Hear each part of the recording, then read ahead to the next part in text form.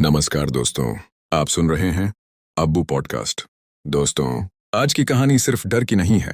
ये उस रात की कहानी है जब जंगल ने तय कर लिया था कि कौन वापस जाएगा और कौन यहीं रह जाएगा।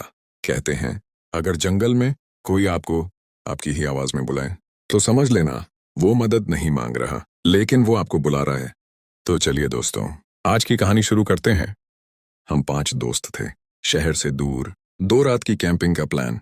जगह का नाम था देवकुंड फॉरेस्ट बेल्ट, एक ऐसा इलाका जहां दिन में भी लोग कम ही जाते थे। शाम के 5:45 बजे हम जंगल की आखिरी सड़क पर थे। मोबाइल नेटवर्क एक एक करके गायब होने लगा। रास्ते में एक बूढ़ा आदमी मिला। उसने हमारी गाड़ी रोक कर कहा, अंधेरा होने से पहले लौट जाओ, क्योंकि रात को यहाँ इंसान नहीं रहते। हम हंस दिए, और यही पहली गलती थी। टेंट लग चुके थे, आग जल रही थी, लेकिन जैसे ही सूरज डूबा, जंगल की सारी आवाजें बंद हो गईं। न झिंगुर, न हवा, ऐसी खामोशी जैसे जंगल सांस रोककर हमें देख रहा हो। तभी झाड़ियों से कदमों की आवाज आई, धीमी, इंसानों जैसी। जब टॉर्च मारी, कुछ नहीं, लेकिन हमें महसूस हो रहा था कोई है, और वो बहुत पास है। रात करीब 12 बजे, सब टेंट में थे।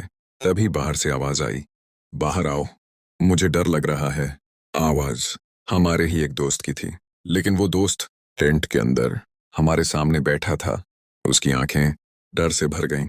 थोड़ी देर बाद आवाज फिर आई, इस बार हम सबकी आवाज में, जैसे कोई सीख रहा हो कि इंसान कैसे बोलते हैं। सुबह हुई।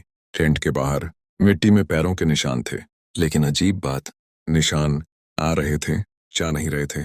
कुछ निशान उल्टे थे, जैसे कोई चलना सीख रहा हो। दूसरी रात हम जागते रहे, आग जलाई, नमक पास रखा।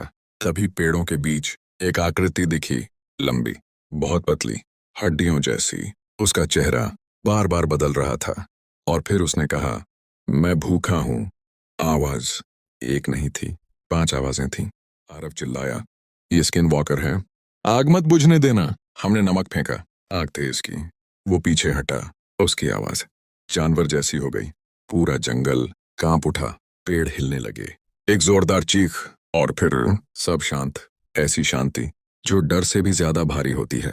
धीरे धीरे आसमान नीला हुआ, सूरज निकला, और रास्ता जो कल गायब था आज साफ दिख रहा था। हम बिना रुके जंगल से बाहर निकले।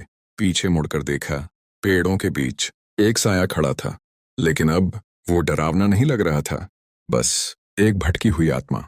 दोस्तों, हम जिंदा लौट आए, लेकिन उस रात के बाद हम समझ गए, हर आवाज भरोसे के लायक नहीं होती, और हर जगह घूमने के लिए नहीं होती। अगर कभी जंगल जाओ और कोई तुम्हारी ही आवाज में बुलाए, रुकना मत, जवाब मत देना, पीछे मत मुड़ना, क्योंकि जंगल सुनता है।